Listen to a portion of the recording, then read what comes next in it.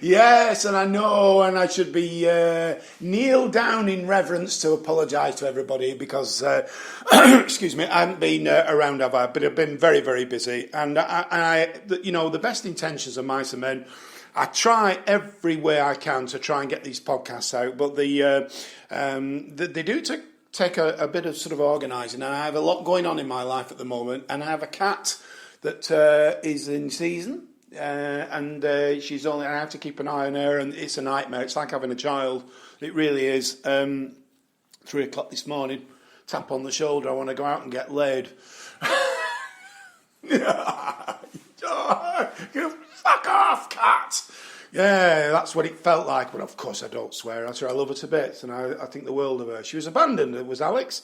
As a kitten, and I took her on, and I gave her the old flea treatment today. Have you seen how much they are?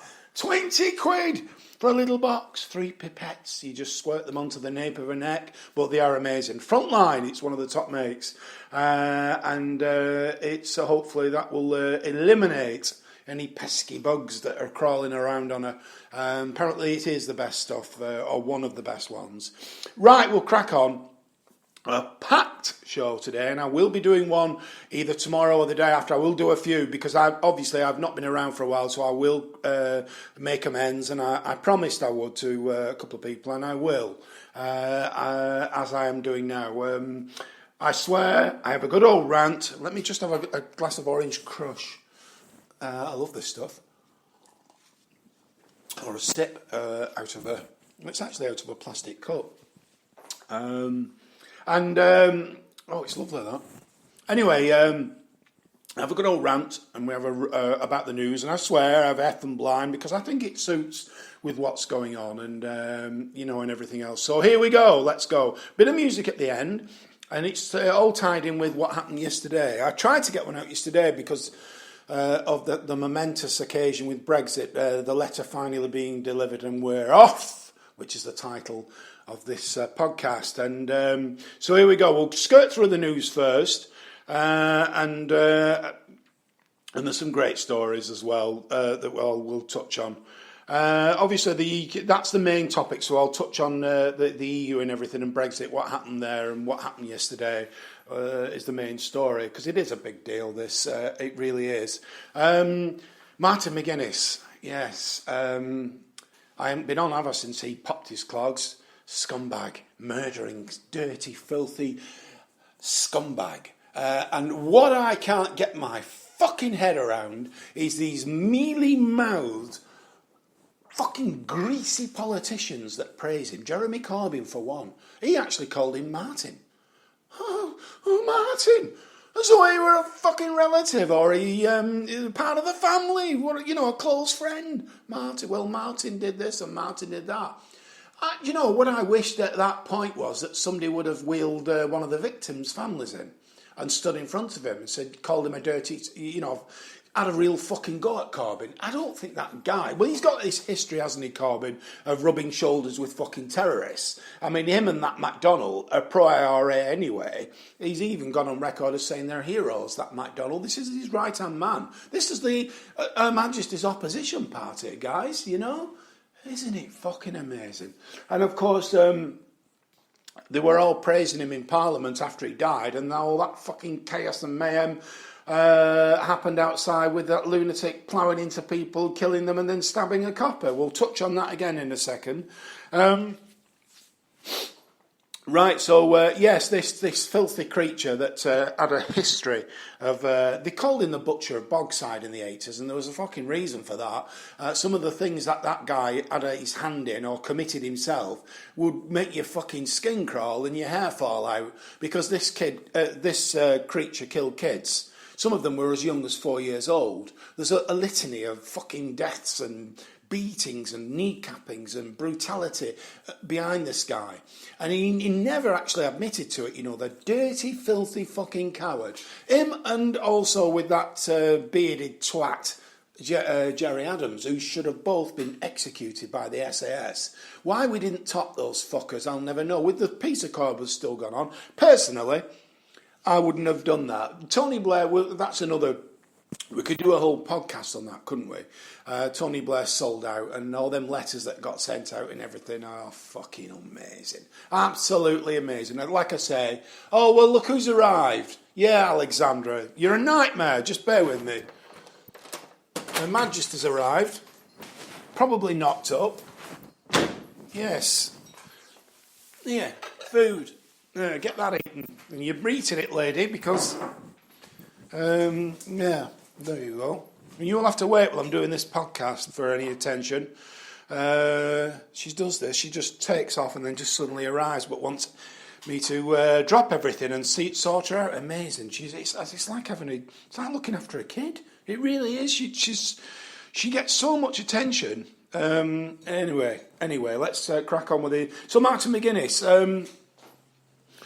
Yes, he's all this madness and everything and all these murders, and he eventually realised that it wasn't going anywhere, didn't he? And that the peace accord was, and he took the coward's way out and decided to become a politician, deciding that the Armalite and the bomb wasn't going to win, make Ireland whole again. And these crackpots still think there will be a united Ireland. Never going to happen. I don't think it'll ever happen. I don't, be honest with you. I mean, if that's what they want, then let them have it. Sort of this, that kind of thing, but I can't see it. So he's gone, and personally, his funeral, Bill Clinton was there, wasn't he? Ah, no, that's fucking the rapist. Yeah, the rapist, the philanderer, and all the usual fucking who's who of fucking crackpots were there, weren't they? All the fucking dregs of society. Absolutely amazing. And all these crowds of people round. Fucking thugs, fucking scumbags, absolutely fucking. And he's taken all them secrets, hasn't he? And Alistair Campbell came on saying what a wonderful guy he was. He needs a punch in the fucking face, that man. Is there a more odious fucking individual than Alistair Campbell? You're going to hear a weird noise in a second, and that's me opening the blinds. It's like a ratchet thing, and her ladyship wants to sit in the window. So I have to open the blind. There you go, madam. And now she's on her throne, surveying all her territory. I wish she'd meow, because she does make the most amazing noise. It's like no other meow you'll ever hear. It's like a cry. It's bizarre. I'm sure she's got fucking mountain lion in her somewhere. Never seen a cat like her. Anyway. Very distracting, isn't it, this? I was hoping she'd stay out a bit longer so it wouldn't put me off. Right, well, so we'll finish with the Martin McGuinness, because I just get wound up over that. Personally, if I'd been in charge of the burial there, that would have been an undisclosed location, preferably not Ireland.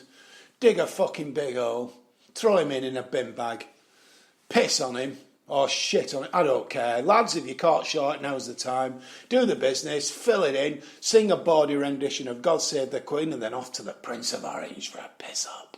Yeah. That's how you treat vermin like that. Yes. Right, that fucking idiot that ploughed into people. You see, this is the thing, I mean, the cops knew of him, and there's all this argument saying they should have kept closer tabs on him. These lone wolf attacks, and he wasn't all there, was he, this guy as well, and he just took it into his head. You see, the burning question, though, that's arising over this is the fact that the police officer, I won't say copper because it's a bit disrespectful, but the bobby that was killed, PC Keith Palmer, wasn't armed. In this country, most of our police officers aren't armed.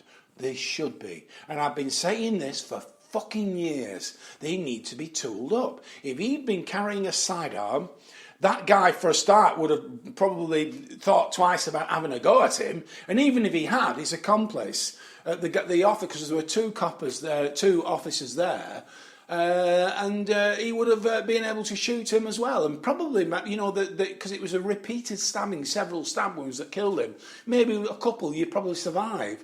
They need to be fucking armed. And these idiots that keep saying that no, most police officers don't want to be armed. Well, they shouldn't be in the police, or they're fucking stupid. If I was a copper, given the way things are and the climate that we're in, I'd want a fucking gun. I'd like the feel of it.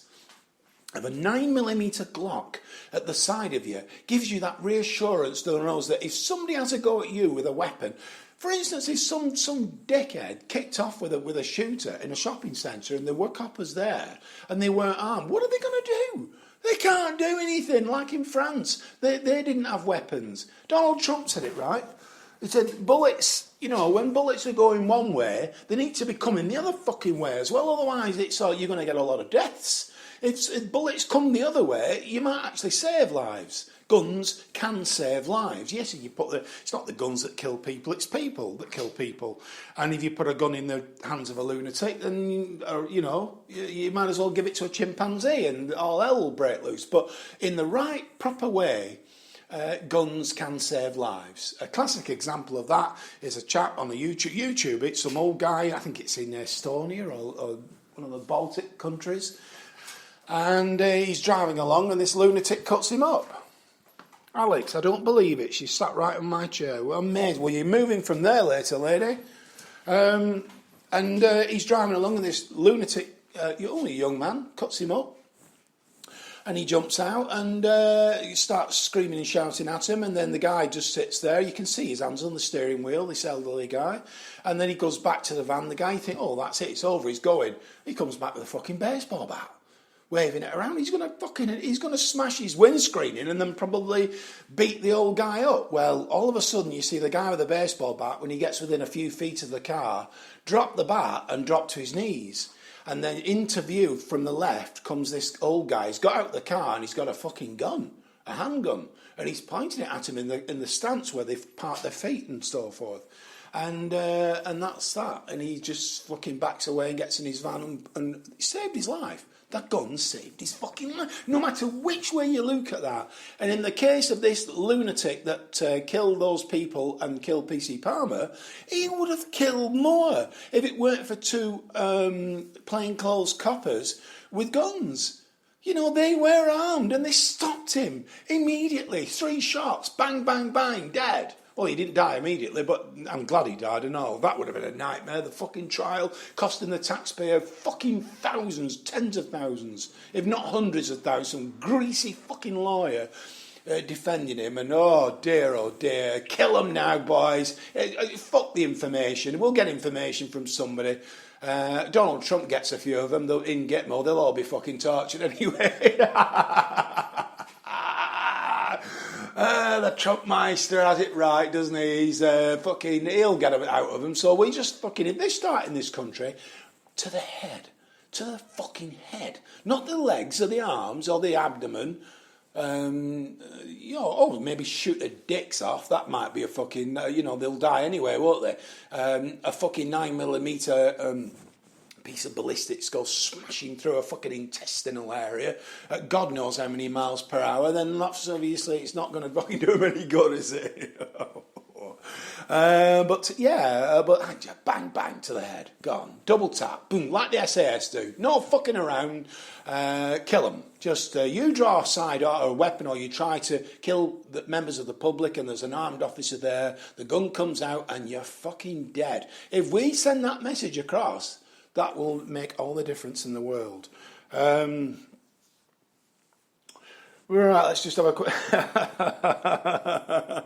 There was something else. Bear with me.